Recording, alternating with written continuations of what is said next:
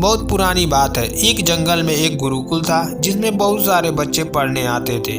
एक बार की बात है, गुरुजी सभी विद्यार्थियों को पढ़ा रहे थे, मगर एक विद्यार्थी ऐसा था जिसे बार बार समझाने पर भी समझ में नहीं आ रहा था।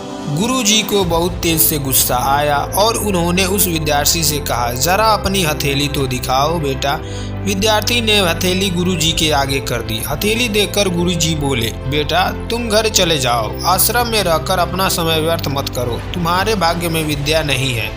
शिष्य ने पूछा, क्यों गुरुजी? गुरुजी ने कहा, तुम्हारे हाथ में विद्या की रेखा नहीं है। गुरुजी ने एक होशियार विद्यार्थी की हथेली उसे दिखाते हुए कहा, यह देखो, यह है विद्या की रेखा, यह तुम्हारे हाथ में नहीं है, इसलिए तुम समय नष्ट ना करो और घर चले जाओ, वहाँ अपना कोई और काम देखो।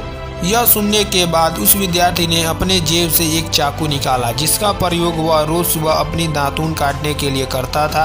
उस चाकू से उसने अपनी हाथ में एक गहरी लकीर बना दी। हाथ से खून बहने लगा। तब वह गुरुजी से बोला, मैंने अपने हाथ में विद्या की रेखा बना ली है गुरुजी। यह देखकर गुरुजी द्रवित हो गए और उन्होंने उस विद्यार्थी को गले से लगा लिया। गुरुजी बोले, बेटा तुम्हें विद्या सीखने से कोई ताकत नहीं रोक सकती। दृढ़ निश्चय और परिश्रम हाथ की रेखाओं को ही बदल देती है।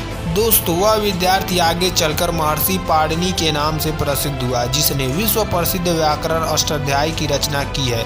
इतनी सदियां बीत जाने के बाद भी आज 2700 वर्ष बाद भी विश्व की किसी भी भाषा में ऐसा उत्कृष्ट और पूर्ण व्याख्या का ग्रंथ अब तक नहीं बना। तो दोस्तों, यह कहानी हमें बताती है कि लोग चाहे जो भी बोले, हम हर एक को गलत साबित करते हुए अपनी लगन और कठिन परिश्रम के दम पर जो चाहे वो सब कुछ हासिल कर सकते हैं। तो ये कहानी अगर आपको पसंद आई हो तो अपने दोस्तों के साथ शेयर जरूर कीजिएगा।